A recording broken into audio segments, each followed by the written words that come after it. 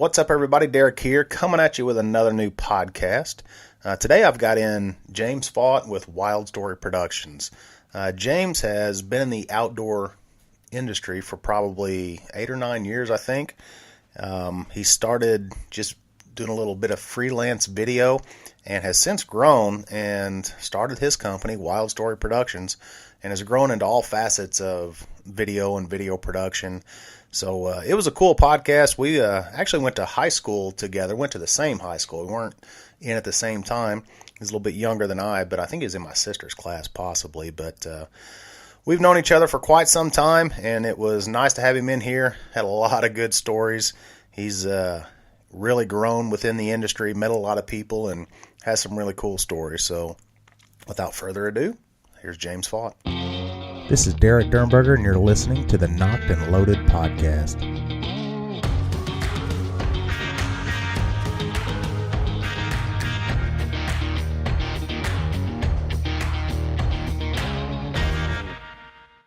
All right, we're rolling. James Faught, what's happening, brother? And just another day. Actually, this is kind of a break from my normal routine. I don't get to sit around and do this kind of stuff. Usually sitting in front of a computer editing or filming or marketing or doing something. So this is actually a pretty good break from the normal. Yep, that's good. You've been staying busy a lot lately. I have been.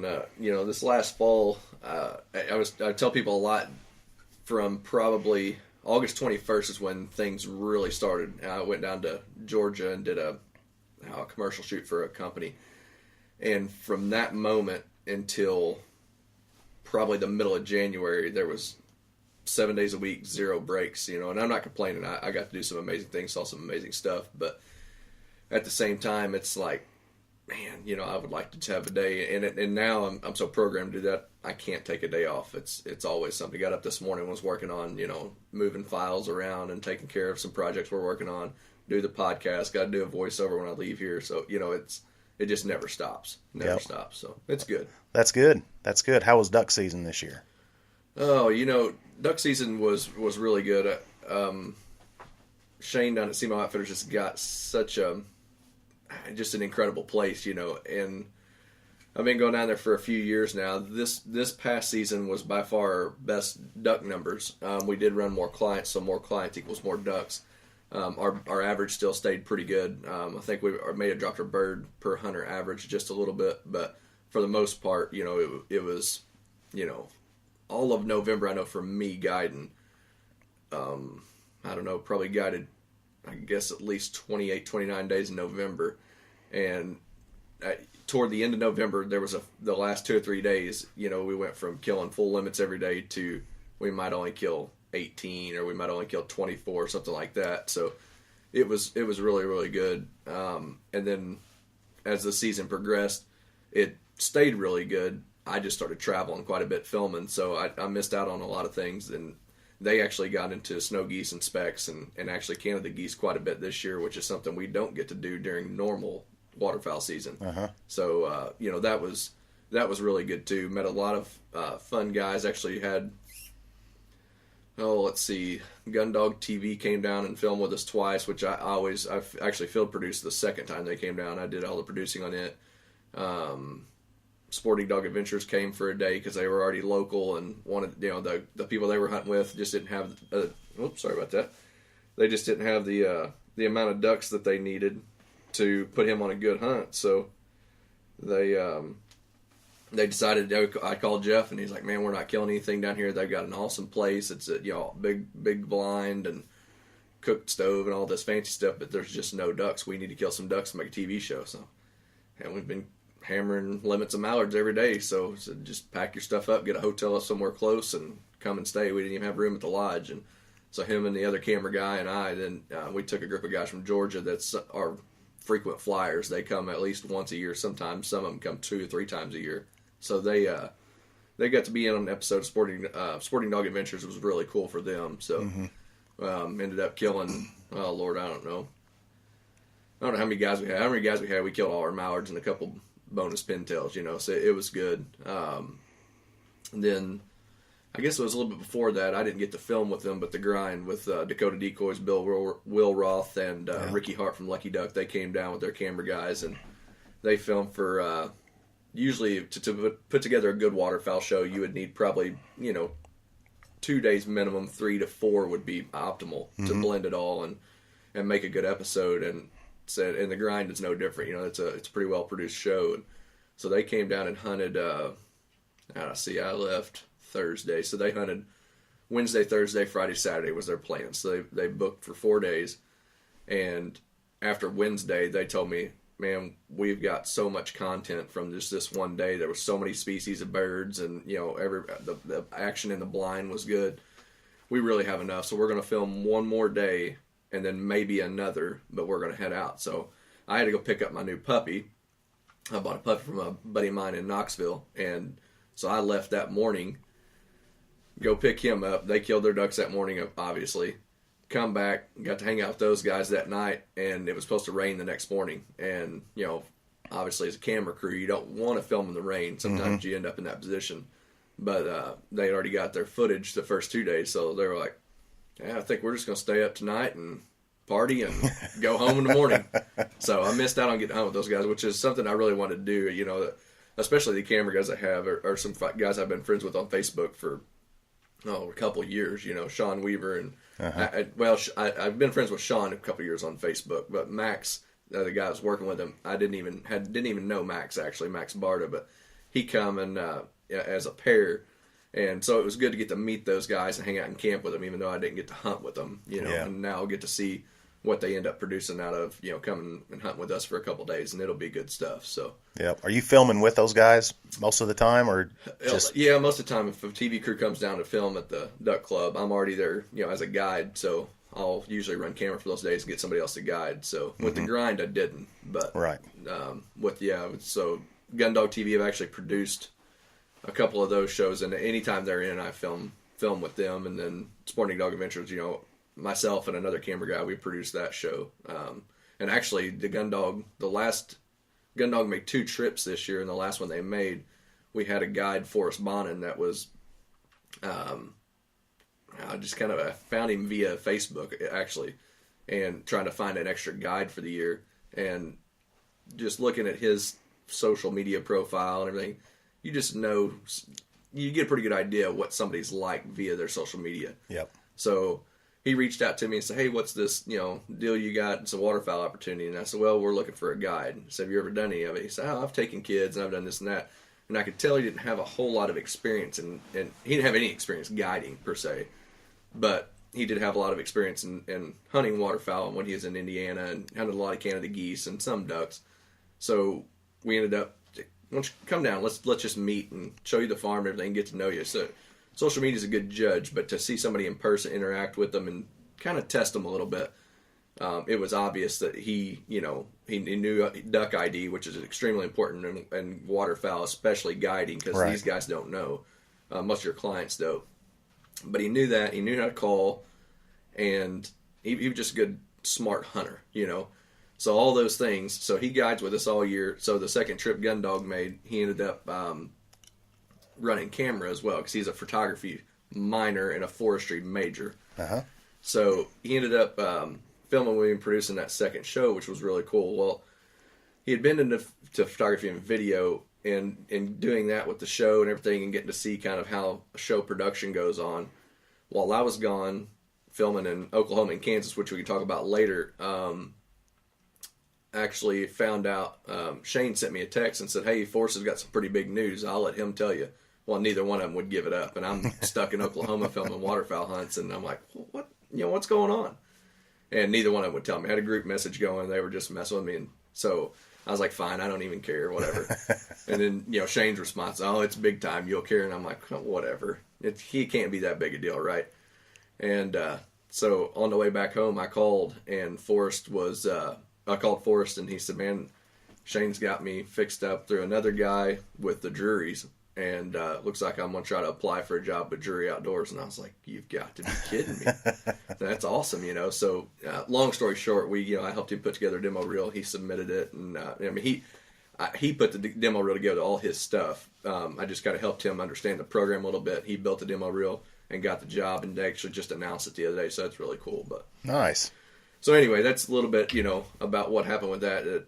Usually I end up running the camera as a second person. Sometimes I do field produce the entire show myself. But mainly my role at SEMO Outfitters is just my waterfowl guide. I don't even take a camera and my phone, and that's about it, and snap a few pictures, which probably need to start taking my camera more often and just getting better pictures. But just kind of enjoy being out with guys, hunting with different people all the time. And I would say 95% of our clients are your best buddy, a guy that you'd want to hunt with. So it's really cool. Well, that's good. That's good. You've done some traveling. You talked about Kansas and Oklahoma. Who you hunting out there with? Kansas and Oklahoma was with Avian X. Started working with them this year. I've actually freelanced with them a couple times. And that's part of this cascade of, I was working a nursing job, and then now I'm video production full time, and that was kind of part of that trend. So as I referred to earlier, started in Georgia shooting a commercial for a roofing company. And I left there, was home for 3 days, went to Saskatchewan for 5 with Sporting Dog Adventures, filmed with them, came back home for 5 days or 6 days, went and filmed elk and bear in Colorado with Fred Eichler, Michelle Eichler, and their kids and all that. Came back from that, had a few weeks at home, went to Wisconsin with Sporting Dog Adventures, filmed with them for, I think, 3 or 4 days at Jeff's Lodge up there. Back home, actually got to guide for a little while, so most of November I spent at home, which was good. And then I guess the middle of December or so is when Jeff came to our lodge and hunted at Sporting Dog Adventures. And then as soon as we got done with that, I guess probably a week later, I went to a place called Flint Oak in Kansas with Sporting Dog Adventures. There's kind of a theme there. I did a lot with Jeff this year. But we filmed out there at a really nice hunting resort. I actually finished a promo for just, I think, 2 days ago. I just finished it, doing a promo for them. And we, shot waterfowl with a different outfitter in the morning, and then Flint Oak is a resort. So we stayed there and upland hunted and all that and filmed all that for Sporting Dog Adventures plus a promo. And then all the time I'm in Kansas, Brian Plows from Avian X, the producer, is texting me, hey, we got this trip. We needed somebody in Kansas and Oklahoma. I'm like, well, I'm in Kansas right now. So when you come, and he's like, well, maybe like tomorrow.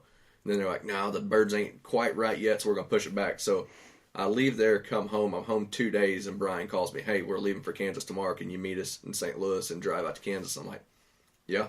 So I get back in the truck, and I drove to St. Louis, met Plows in St. Louis, and we drove to somewhere near Wichita, this side of Wichita. Hunted there for a few days. Couldn't really put together a good TV show hunt. I mean, there's a difference between killing ducks and TV ducks. Definitely. And we didn't have TV ducks, so we did get some really pretty stuff, but just we needed more. So called a guy in Oklahoma and drove, I think, 4 or 5 hours west. Ended up in central Oklahoma and hunted with I think it was Blue Stem Outfitters, and we think we know duck hunting here. And I mean, we kill a lot of ducks at the duck club, and it's good. And out there, it is textbook. Like, if you were to read a book on what ducks are supposed to do, in theory, that's what it was like in Kansas. I mean, or in Oklahoma with them. I mean, it was just absolutely unreal. You go to a little cattle pond that, you'd see that like around where you live, these little cattle ponds, and it would be, a half an acre, quarter acre, and it would be slam full of mallards. I mean, just completely full. Run them out, set up, come back, kill them. And we were killing 15 limits in an hour. I mean, it's because there's not as much water out there as here, right? Yeah, that's got a lot to do with it. The water's different out there. So they don't have flooded fields. They don't have swamp like we do. So everything they have out there is red dirt, cattle ponds. And a lot of them are fairly small. Some of them are pretty good size, but a lot of them are fairly small. And there are truly quite a few of them. Just... it doesn't equate to the amount of water we have in southeast Missouri. We're swamp. Right. So what it does is it isolates the birds. There's pressure out there, but it's not like, you might have a pond here, a pond here, a pond here, a pond here that all have birds. Whereas, ducks here, they might all be spread out thin across a couple hundred acres or a couple thousand acres rather. So I think a lot of it is the pressure's different out there. They still have it, but the pressure's different. So if you can ever get permission, which is getting harder and harder to do because it's all private land. There's no public land hunting out there. If if you can get permission, then you can usually put together a pretty good hunt. So. You do any dry land hunting? John Kep was in here last week. He talked about headed up to, I think he said Canada somewhere, and they do a lot of dry land duck hunting. Right. Any of that out there? Yeah, so it's pretty interesting, and there's a lot of theory on the flyway shifting and all these different things, but if you would not put together a dry land duck hunt here. Mm-hmm. I mean, you can do it.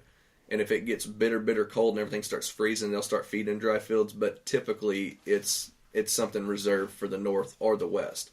So out there, we did all of our goose hunts we did on dry land.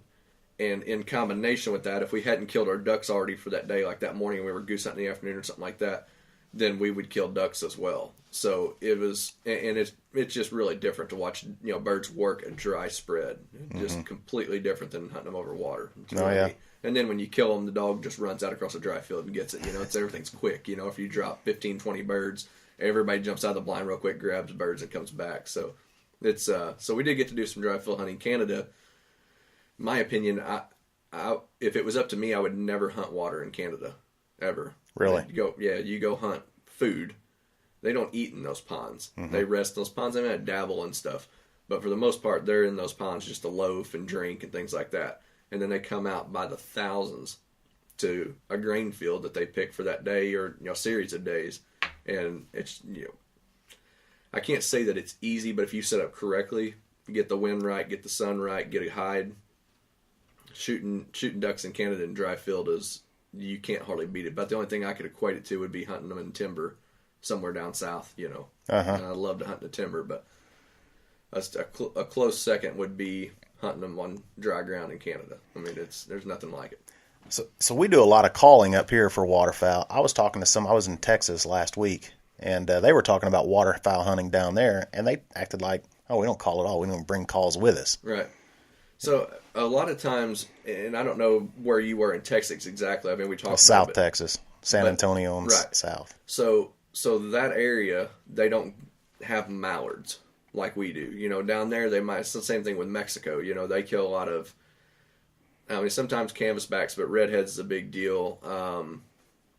Pintails, teal, widgeon, things like that. That's kind of Texas, South Texas style birds. And those birds are just kind of one of those, they fly over, they see decoys, they dump in, and that's it, So it is a little bit different out there, whereas, you flip over here to Arkansas or Missouri or something like that, hunting the timber or even fields. Mm-hmm. You've got to call them all the way to the water, So it's just a regional thing, And Oklahoma was the same way, You get those ducks and get them out on a swing, hit them one time, and they would just fold up and come right in. But that's kind of refers back to my statement of they are just textbook birds. I mean, they do what ducks are supposed to do in our minds. Right. Ducks are going to do what ducks are going to do. It just happens that they fit the mold we put them in when you're out west. Uh-huh. So it makes them a little bit easier to hunt because then they do what you think they're supposed to. Yeah. And in reality, they're just doing what ducks do. So. Yep. Well, you've been to Colorado with Fred quite a bit. Yeah. And actually, oddly enough, I met Fred. Gundog TV is produced by Wolf Creek Productions. Wolf Creek also produces multiple shows, like a lot of production companies. So they contacted me and said, hey, we've got a duck hunt in Arkansas lined up, and our guys, I can't make it, and my other camera guy can't make it. It's close to you. Can you go? It's like, yeah. So this was in January of last year, in 2016 or 7. I can't remember when that was. It'd have been January of 17, I guess. And So I said, yeah, I can do that. It was, I think we were down by Brinkley. So, it's not far from here, and, at a private duck club, old duck club. And, so who's the, whom I'm seeing down there? So Fred Eichler. And I was like, Fred Eichler, isn't he just a big game hunter? And they were like, yeah, but he's, doing this and that. He's going to host this episode for us and all that. I was like, that sounds great. That's cool. I'm not, I do deer hunt and I turkey hunt, but to call myself a big game hunter, I'm not. I'm a waterfowler, Mm-hmm. So I was familiar with Fred, but not super familiar. I knew that, he hunted with a recurve a lot, and I knew he was a avid outdoorsman, I had no idea what I was in for as time went on. I got to know him more. But so we met at this duck club. one of the greatest people I've ever worked with. I get there, and Fred and his camera guy and editor are standing outside the club. I'm talking to Fred on the phone trying to find this place because it's in the middle of nowhere out in the swamp on the cache. And so I get there, get out of my truck, walk up and meet him, and both of them are like, "Hey, where's your stuff at? Let's help you carry your stuff in." And I was like, "No, you're not carrying your stuff in." I was like, "No, really, it's not a big deal. It's just a few No, we're going to help you." And that's the kind of people they are. So right off the bat, I was like, "Man, these are good people." So we went in and hung out and told stories, got to know them a little bit better, and and Fred's one of those guys. Every time you're with him, you're going to learn more about him because he's got stories on stories on stories. So we filmed a duck hunt down there, and we had a pretty good time. We had a really good time, pretty good hunting. So we killed quite a few ducks and everything. Get all the footage sent off to the editor, and everything's good. Don't think much about it. And it was at that point that I was kind of thinking I wanted to do video production more as my career. You're still with the hospital then. Still with the hospital then, yeah. And had been doing it. Video. I've been filming hunts for I guess almost 10 years now, and so I was like, man, turkey season's coming up. And I think this was so I hunted with them in the end of January. I mean, the very end of January, like 27, 28, 29, something like that. Fast forward to probably the end of February, 1st of March. I started going through my contacts and seeing, okay, who can I work for during turkey season? Just trying to find some freelance jobs here and there. And I ran across Fred's name. I was like, I'll shoot him a text. I know they turkey hunt. They've got an outfit and service and all that. I'll just see what he says, So he told me if I ever need anything, call him. Yep. Well, I need something. I need freelance work. So I texted him and said, can you call me? He said, yeah, sure, I'll call you tomorrow. So he called me, just like he said he would. And he's like, you know what, I was thinking about this. I was talking to Michelle. She's sitting here right now. Why don't you come out and film with us? We need a camera guy to put together some YouTube stuff. Well, that'd be all right. I mean, I was asking for references to some other people you might know in the business, and he said, no, really, like I need somebody to come out. And so we went out, I guess the middle sort of the end of May, and filmed Merriam's hunt with them. And out there is just, if you could imagine going and hunting a place that had wildlife everywhere you went, mm-hmm. That's what it's like in Colorado. I mean, you've been out there, right? It's unbelievable. The mule deer, the elk. We haven't seen any mountain lions, but there's evidence of mountain lions. You don't have to look very hard to find it. And turkeys, you drive up a canyon, you might see 300 or 400 elk one evening, and turkeys would be every time you turn a corner. There's another 7, 8, 10 of them. Mule deer, you drive down just a county road, what we call a county road out there. It's something different.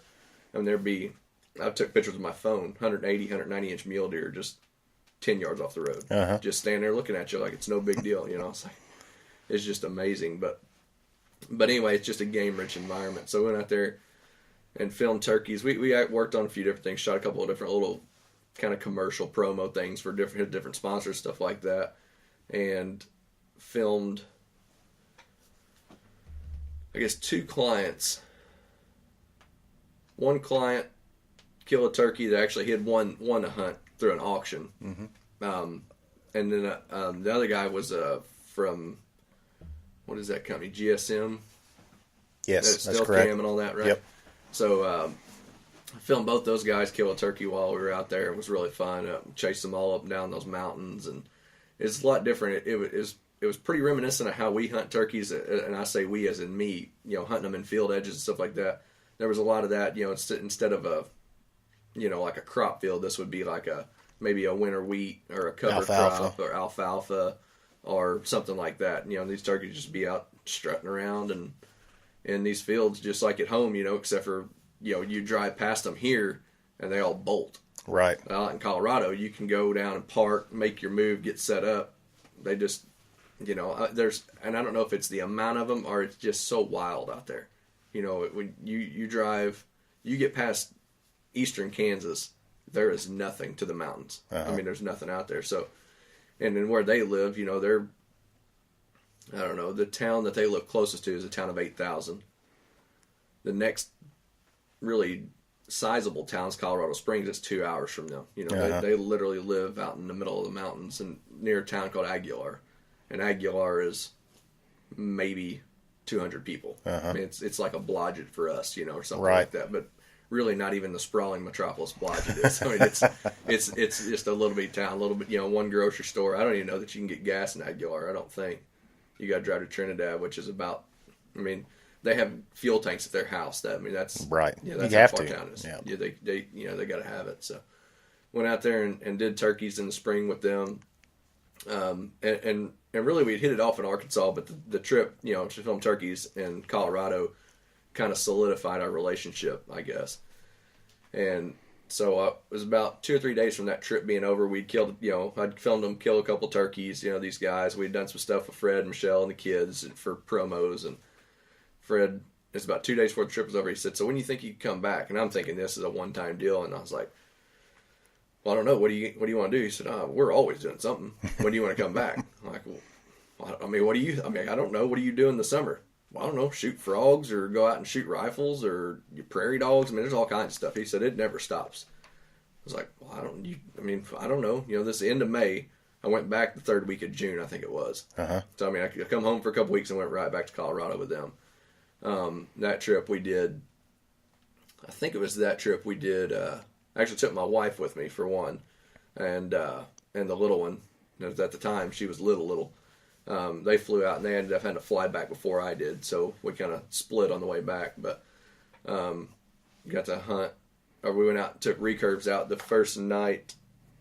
2 nights in a row, we went out and shot bullfrogs with recurves. Uh-huh. And the first night, we went out and actually did it for TV. I haven't got to see it yet, but then it could have aired. I just haven't seen it.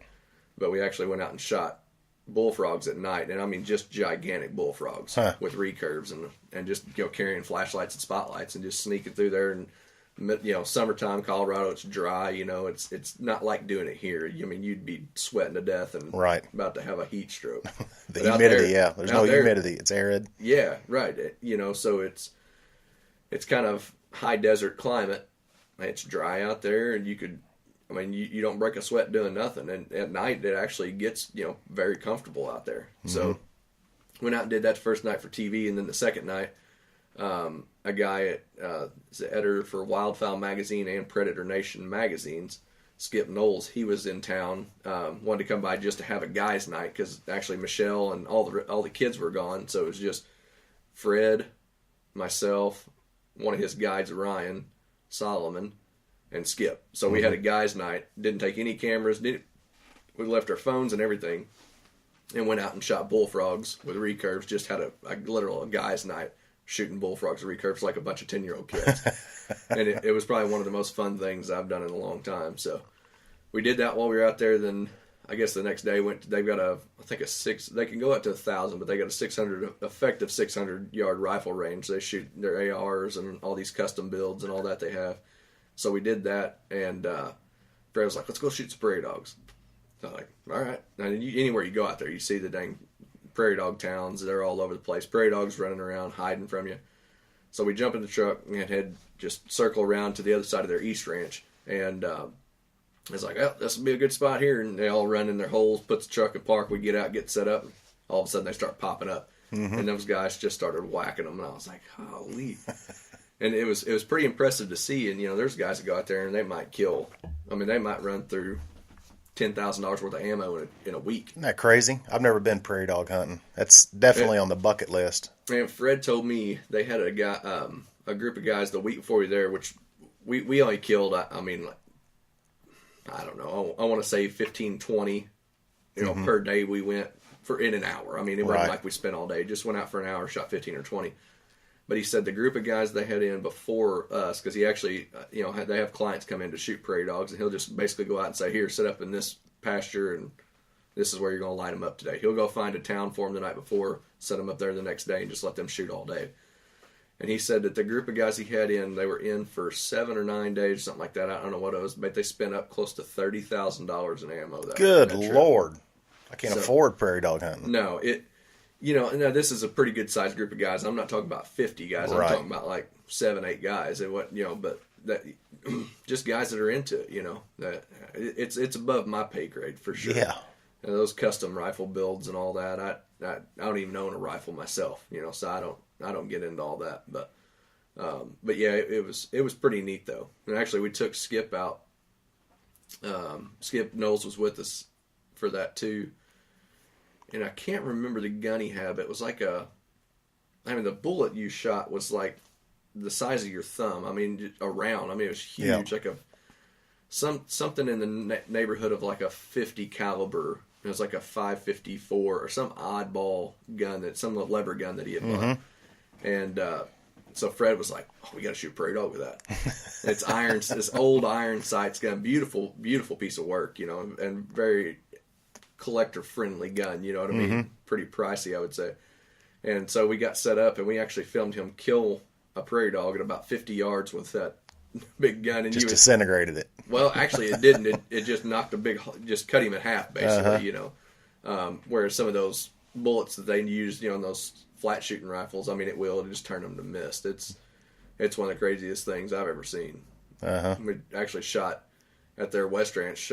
He shot one with a 357, and I filmed it while we were out there. And actually, we filmed it, and I took some pictures, just rapid fire, just punched the trigger and let it go, and actually got one picture over his shoulder of him shooting a prairie dog, and just with a 357 it just blew up. So it was pretty funny. But they're I mean, those prairie dogs are a huge problem out there, so it's they have to do that to control them. So does he lease a lot of ground out there for his outfitter business or prairie dog hunting? You probably talk to any landowner and they say kill every one you see. Yeah, I would imagine it's probably like us for snow geese, what snow geese used to be. It's getting harder to get permission for that now. But I mean, they're horrible, because they get in these guys' cattle farms and cattle fall into the holes, and I mean, they're just rough. Break legs and everything else. Yeah, you just got to leave a cow like that out there. I mean, it can't survive that way.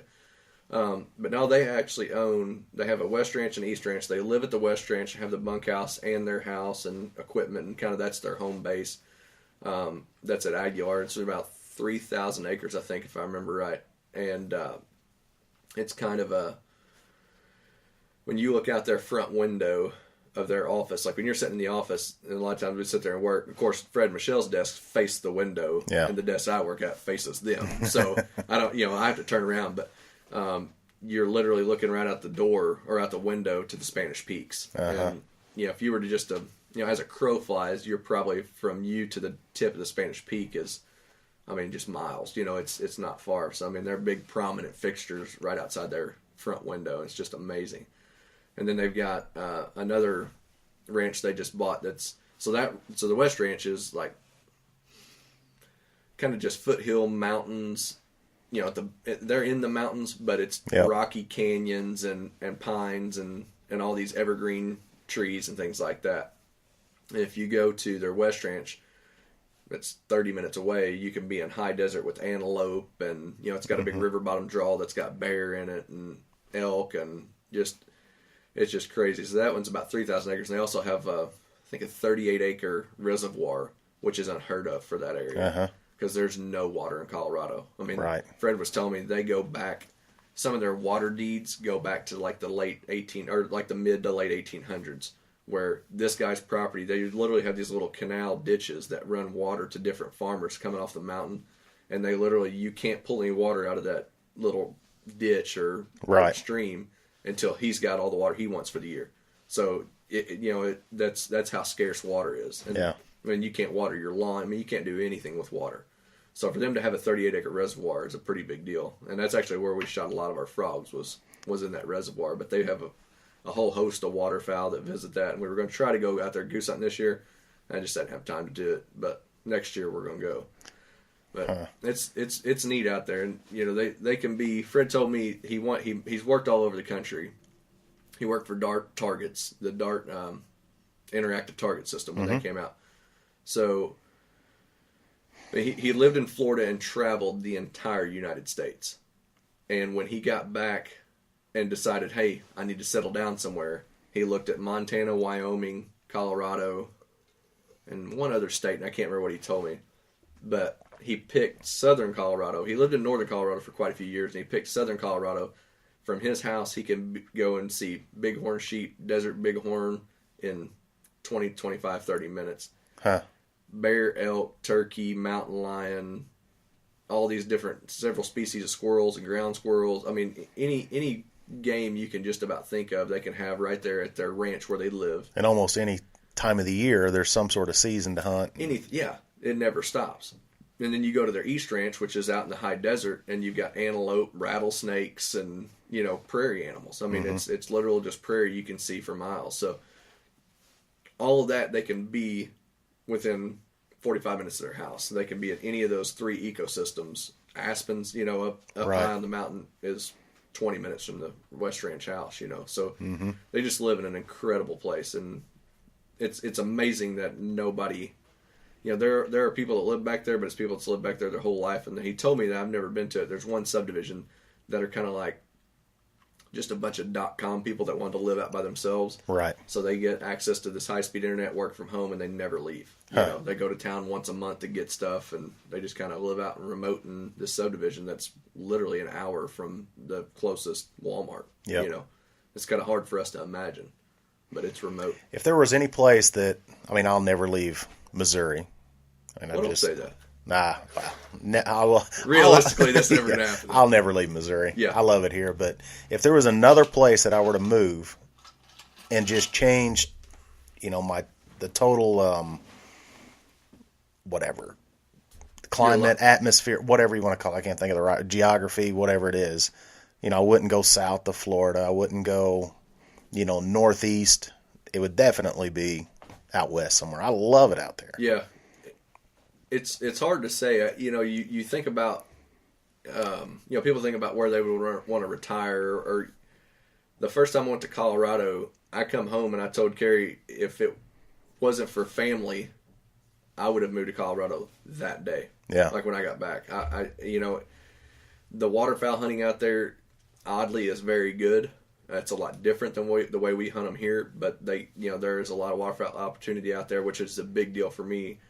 But just every time you step out the door, it's something out of a magazine, literally.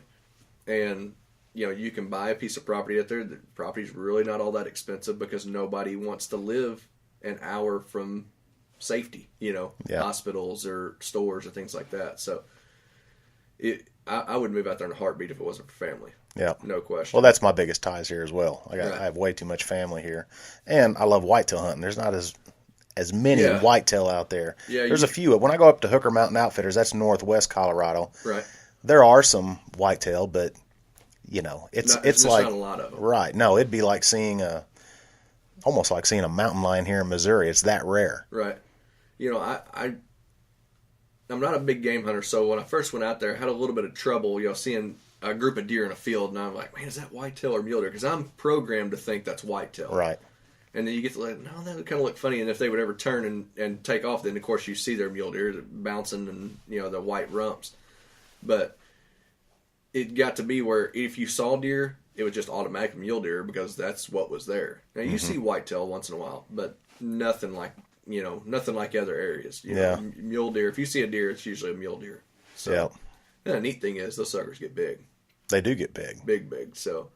And they're just an interesting animal to watch, So there's just lots to see in Colorado. Yeah. Lots and lots to see. I'm headed back out there this fall for mule deer. Yeah. Yeah. Yeah. I'm going to try, actually, Shane from Sino Outfitters, he's, him and his son, his oldest son, have got an elk trip booked for Arizona? New Mexico. So we're going They get drawn? Or is it a lottery? It's some sort of the landowner type. Oh, they bought it. Yeah, I got you. He'll have a tag through the landowner that owns the outfitter service. So he's buying tags from people or however that works. Yep. I don't know exactly the rules on it. Yeah, I know how that works. But that's in a extreme trophy unit. They went out there for bear a year or two ago, and they said they're 400-inch bulls running all over the place. That's crazy. That can't be cheap. No, since they didn't kill a bear, is really the only reason they're getting to go is they're going back. It's because the guy's like, man, we didn't kill a bear. They did the whole tracking dogs and all that. Yep. They didn't get on a bear, and said, I want to cut you a deal. I want you guys to come back out for elk. So I guess killing an elk is probably a lot less work in theory than bear hunting with dogs, because you got to chase those dogs all over the mountain unless they get on a fresh track quick. Then you might be chasing them all day long up and down straight up mountains. So the elk hunt they're going to go back out and do, and I guess they worked out some kind of deal to come back and do that, and that guy may even be coming out to hunt with us. I'm not sure the arrangement, but Well, that's good. You so you're traveling a lot. Do you like traveling? I do. You get homesick? I really never get homesick because you're too busy to get homesick when you're field producing for a TV show. But I mean, I miss my family for sure. That's hard. Having my oldest daughter's 9 now, and then I've got a little one that just turned a year. So it's pretty difficult to be away from them. Thank God for FaceTime and internet connection. A lot of the places I go, which is not always, but a lot of times, so we end up having internet access so I can communicate back home. And some of my trips might be 12, 14, 15 days long sometimes, and I mean that's half a month. Right. And I did 2 of those in September, the long trips like that, and I was gone more than I was home in September, and that was just the start of hunting season. Right. So you're running from basically September through January for the most part, right? Yeah. And this year we actually, for the past 2 years, I went to Canada, and that happened in early September, and then our season doesn't go out until early January. Well, now we've got a farm in Arkansas for SEMO Outfitters, so that will run till the end of January.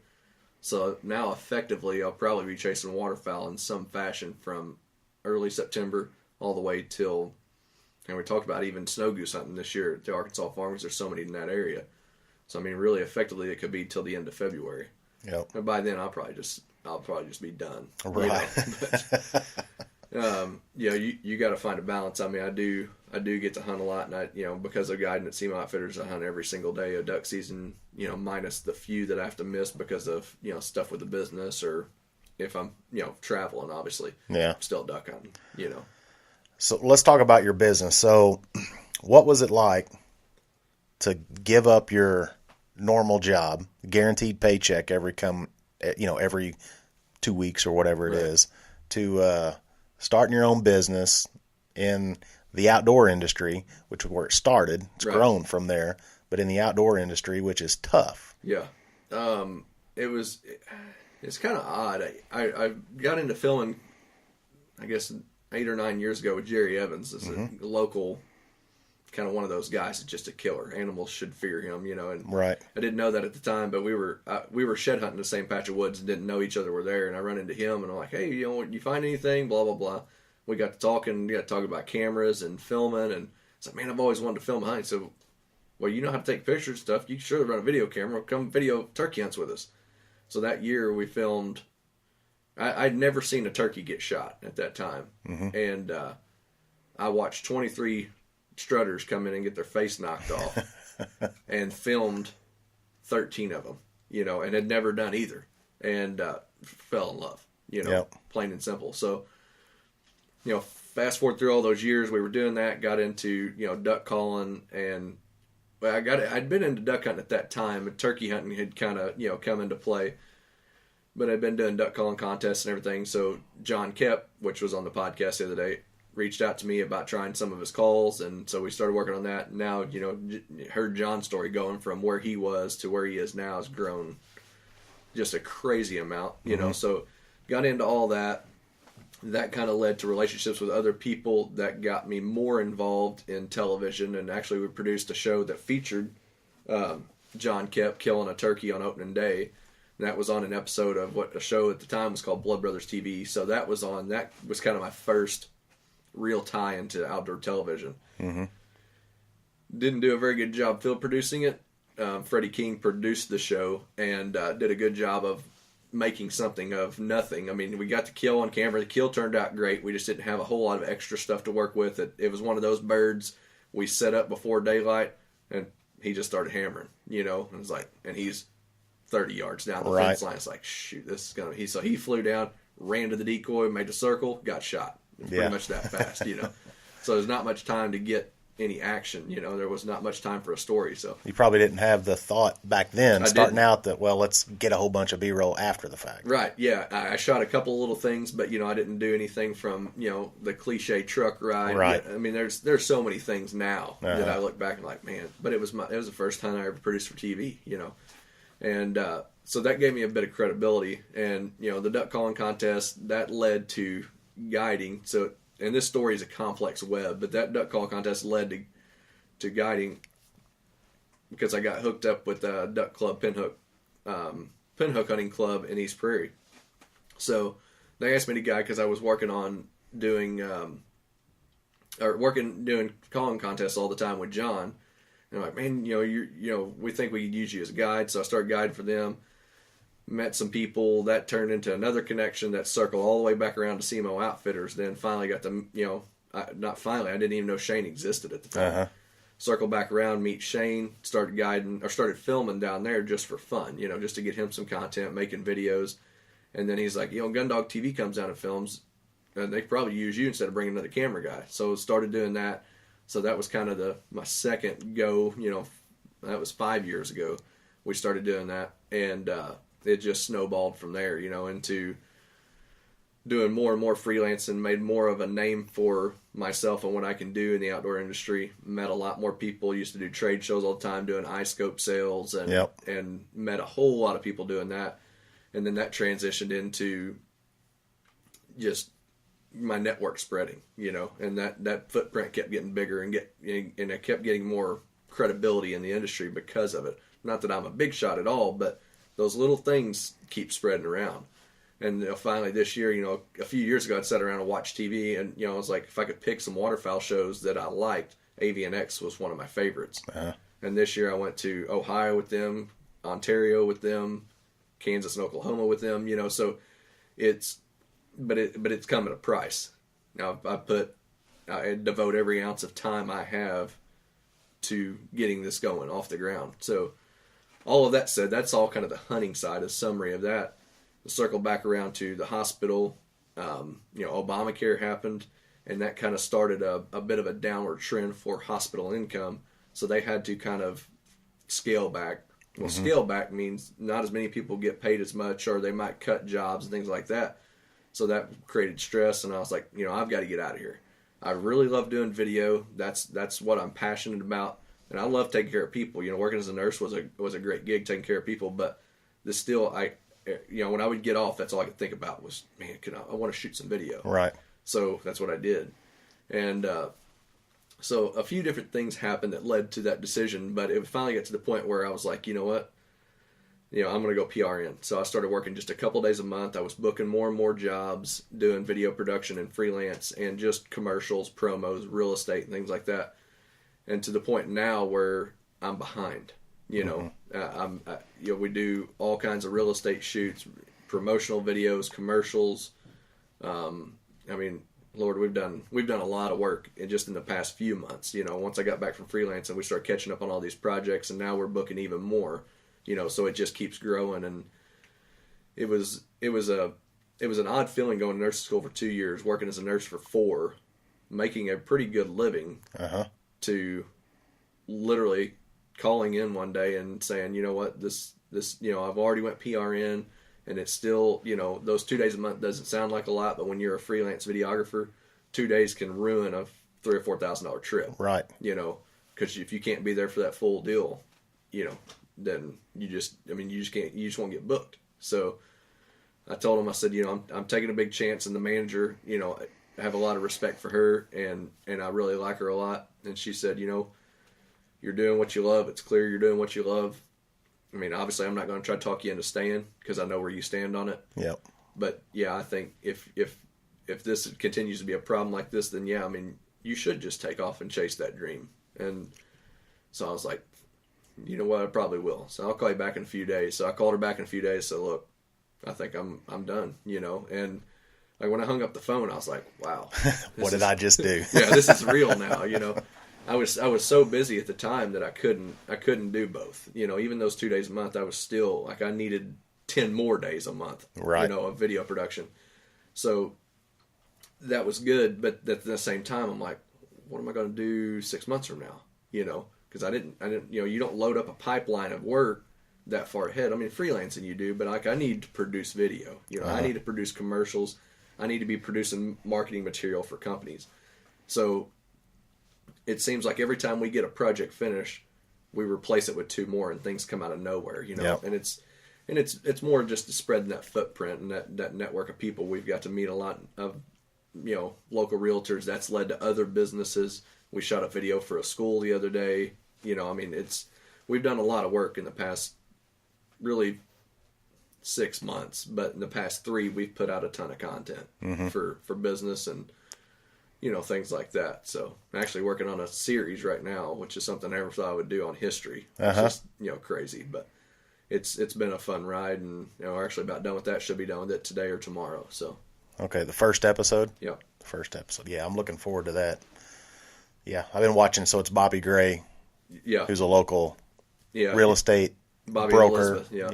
Real estate broker agent, that history buff as well, and he's been posting the little YouTube or the Facebook Lives, videos, and I found it super interesting. So when you told me that, you know, you're going to work with Bobby on this thing, I was pretty excited. Yeah, I was shocked actually at that. You know, when they contacted us for something unrelated, you know, we're putting together a video for them, just a promotional video for their Realty One brokerage, and he said, you know, something I want to ask you guys, because you guys do the video and everything. Something I'm really interested in is doing these little history videos.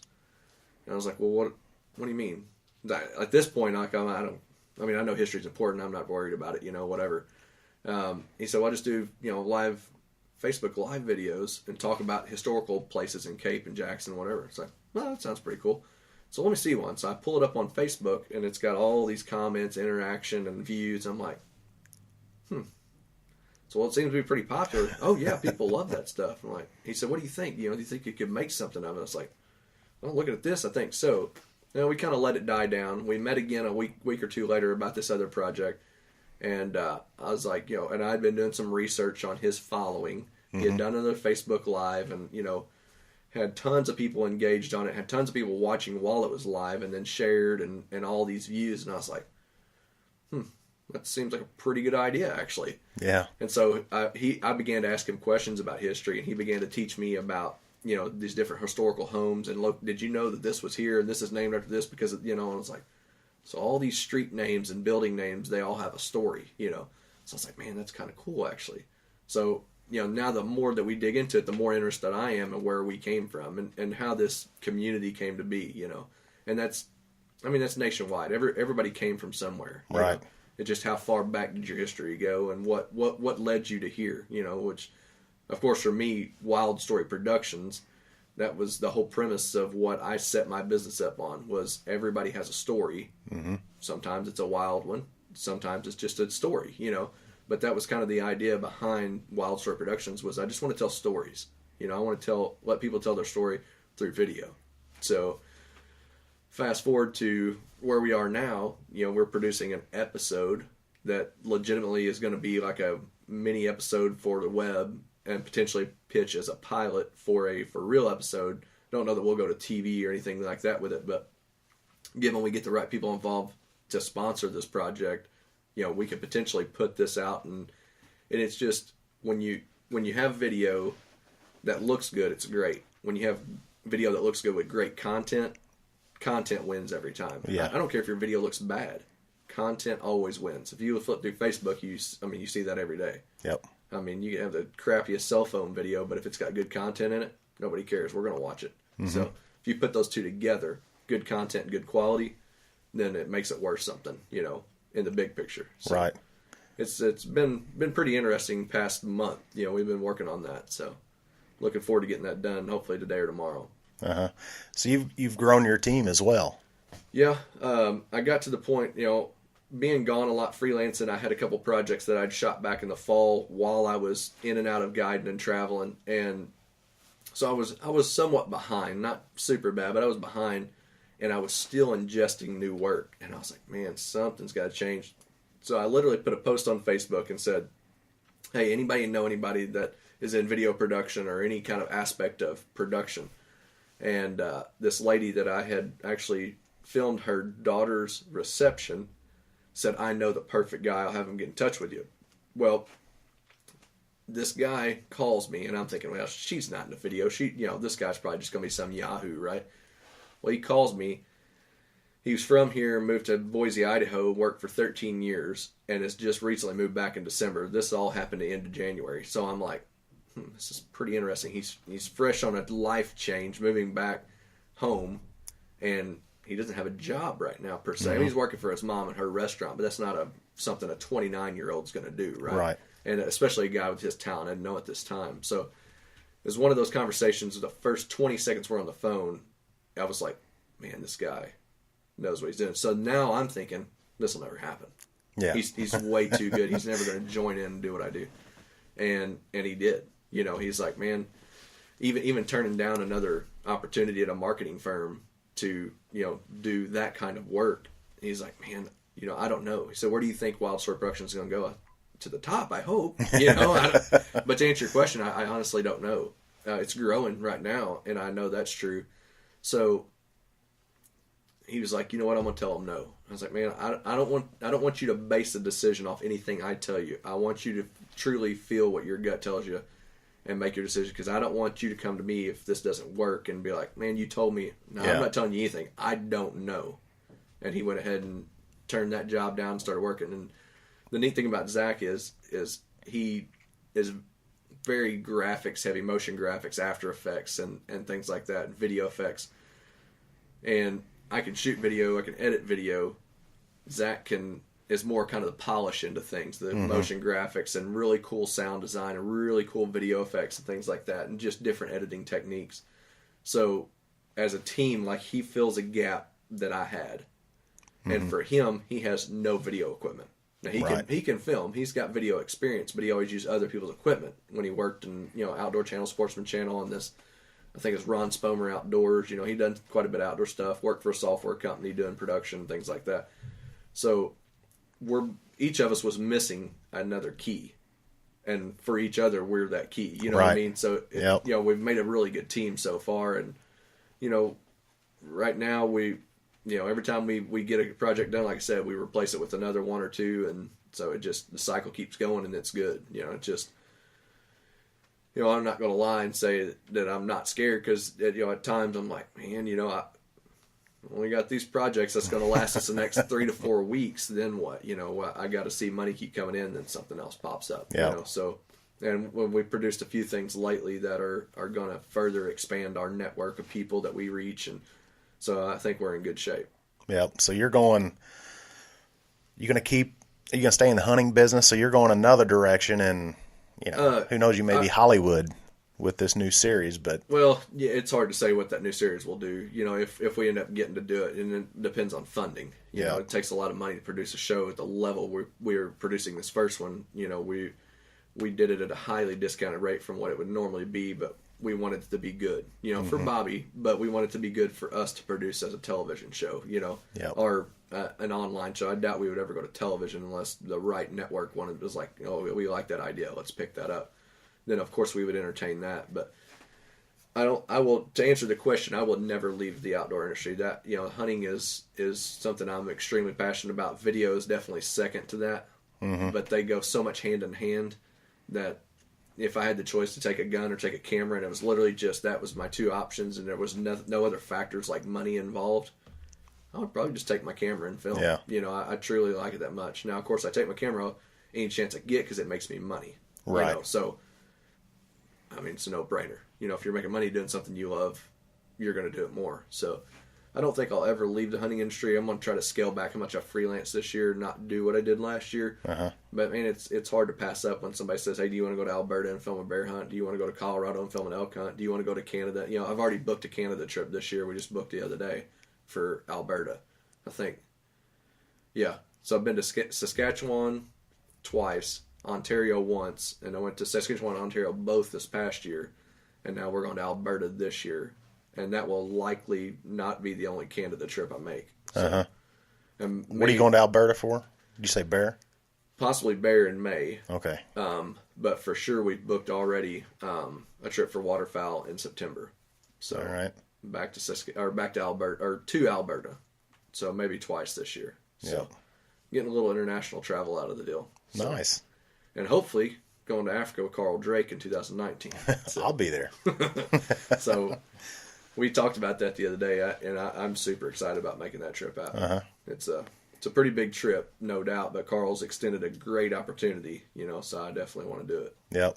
Yeah, I'll be there for that for sure. Yep. Are you doing anything for turkey season this spring? I'm going to try turkey hunt myself. I didn't turkey hunt this past year at all. I filmed for 4 or 5 days in Colorado with Fred Eichler and him, but other than that, that's it. I didn't turkey hunt one time. So try to get Jerry Evans back not get him back in the field, get myself back in the field with him and John Kep and all those guys, so we can do what we used to do. I mean, we used to every day be running chasing turkeys and filming, and I mean, we got a lot of old content that I need to probably go back and dig up. But we've had a lot of fun, and I miss those days.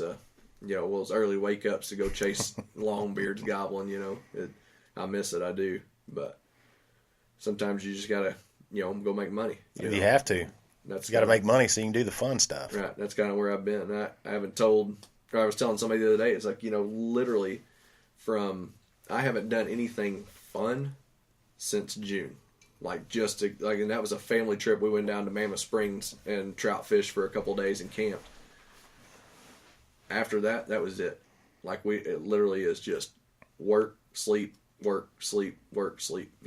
But it's taken that to get to where we are. Right. And we're still not where I want to be, so we're going to continue to keep doing that. But I'm going to start trying to set aside a little time just to do some stuff just because. Right.